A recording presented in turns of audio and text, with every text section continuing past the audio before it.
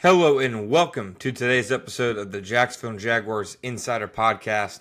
My name is John Shipley. I am your host and beat reporter, and I have been your beat reporter covering the Jacksonville Jaguars for On SI every single day since August 2019, and we are following along through another offseason together. As always, you can always find our 100% free, 24/7 boots on the ground content covering the Jacksonville Jaguars when you follow us on social media such as Facebook or Twitter at Jaguars on SI. You can also find us at www.si.com/NFL/Jaguars.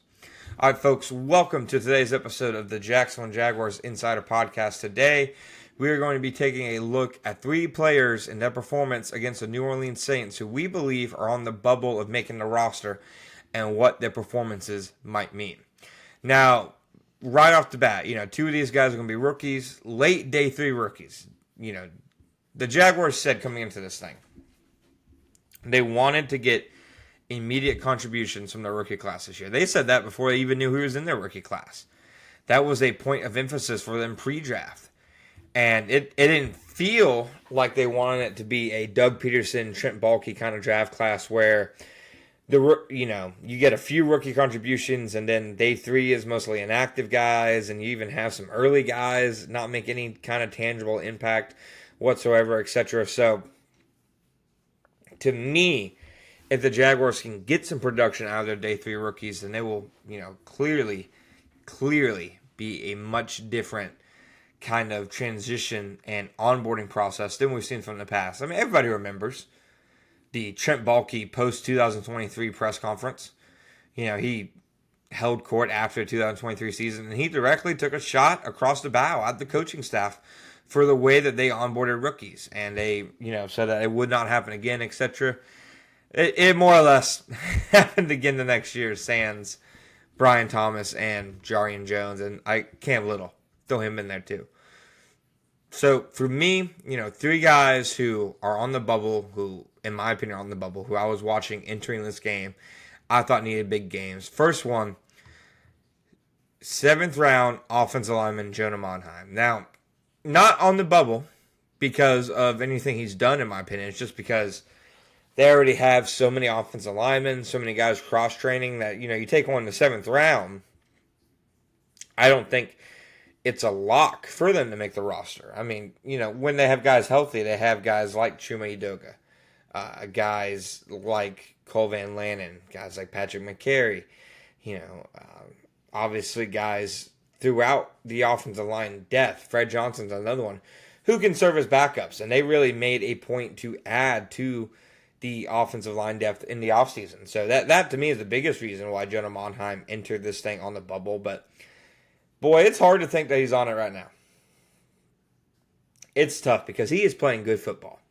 He's not going against starting defensive linemen in the games. I know that. I'm aware of that, cognizant of it. But the level at which he's played, first game, I think it was around 40 pass protection snaps, something crazy like that. Didn't give up pressure. And then against the Saints, he looked absolutely dominant. Run game or pass game. He looked fantastic. And he's a guy who has looked good, throughout the preseason, has looked good in training camp. I've been impressed by him. His movement skills, he has a much better anchor and play strength than I think I anticipated. And he's shown more versatility than I think he had. Now, in terms of the versatility, he obviously had a lot of versatility in college. He played all of it. He played tackle, he played guard, he played center. But I wasn't sure if he had a position outside of center entering the NFL. Reviewing his tape, looking at his measurables. He's very short, arm length, etc. He has exceeded my expectations for him tenfold. I'll be frank, I did not expect a lot from him. I thought he was a square peg in a round hole of an offensive lineman prospect who didn't really have a great fit anywhere. Didn't really have the desirable physical traits, and I thought he was one of the rookies who had a chance to potentially get cut. And everything he has shown since then has said, John Shipley, you're an idiot. He has been that good in my opinion. He was that good against the Saints. So Outside of that, I've seen him get a lot of second team run at center during training camp. I think there's a very real chance if they had to make a depth chart right now, he'd be above Luke Fortner at center.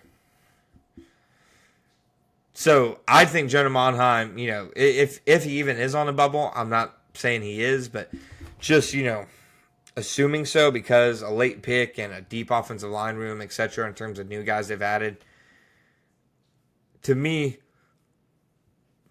he has taken 2 big steps forward in the last 2 weekends. One against the Steelers and then again against the Saints. I thought it was a very good performance by Jonah Monheim, and I'm fascinated moving forward to see what happens with him. Next guy, he is not a rookie. I think Chad Muma. I sincerely do. This isn't a guy who they drafted.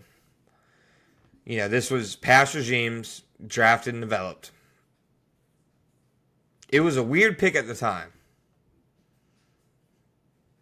They had just signed Fourier Luakon. They had just traded up into the first for Devin Lloyd. And then they're taking another off-ball linebacker in Chad Muma. And, of course, their interpretation of it was, take the best player available. They thought he had starter traits, etc. And, hey, if you throw 2 darts at linebacker, or throw 3, really, then one's got to land. He's never been able to take over as a consistent starter. And part of that's probably because Devin Lloyd has that first-round pedigree. Chip Balky didn't want to see Devin Lloyd on the field. Doug Peterson probably didn't want to see Devin Lloyd not on the field, sans that period during his rookie season where he got benched for Chad Muma. So because of that, there just wasn't a lot of room, for error for Chad Muma. When he hit the field, he had to impress. And it's kind of been up and down for him throughout his career. He's had some flashes, some good performances, but he hasn't looked like the high-level athlete, in my opinion, that he tested as coming out of college. So you look to where things are at now. And Muma, I would say, is fighting to be even a number 4 linebacker. I think Ventrell Miller is clearly the number 3 linebacker. He's the 3rd best linebacker on the team, period. Might even be 2nd, in my opinion. I think Muma's fighting with Jack Kaiser for that 4th spot. And that's not to say they're only going to carry 4 off-ball linebackers who aren't, the Sam linebackers like Yasir Abdullah, Gardeck, and Jalen McLeod. I'm not saying that. But it was a tough go at it for Chad Muma against the Saints. Gave up a big explosive downfield. Had some issues in terms of his run defense. It was not the kind of game, in my opinion, that you needed to see from Chad Muma to feel like, okay, this is a guy who right now is taking a step forward, under this new regime, this new coaching staff. So we'll see what happens with him, but it's at the point where I would not be shocked if he didn't make a 53-man roster. If I had to make a 53-man roster projection right now, it would be tough, deciding between, Chad Muma. And obviously, I wouldn't think they're moving off Jack Kaiser.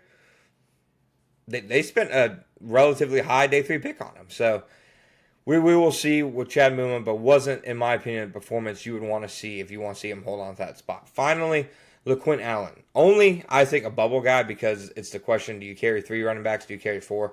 Obviously, if they carry 3, they're carrying Etienne, Tank, and Bashal Tuden. I think they need to carry 4.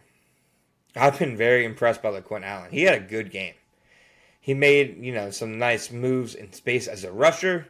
He, was productive as a pass catcher. But most importantly, he is the best pass blocking running back by far. I don't even think it's close. He pitched a shutout in blitz pickup. He looks fantastic there. And that is very key for this scheme, for any scheme. And if there's a way for him to get on the field as a rookie, it's like that. I thought LaQuint Allen had a very impressive game against the Saints. And I just think he's continuing to kind of, stack those performances week over week, etc. He had a good week in practice as well. In the scrimmage, he was one of the guys who stood out. His pass pro, namely.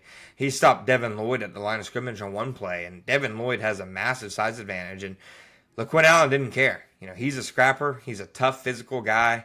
In my opinion, he should make the roster. Thank you guys for listening to today's episode of the Jacksonville Jaguars Insider Podcast. My name is John Shipley. I'm your host and beat reporter, and as always, I'll be here next time.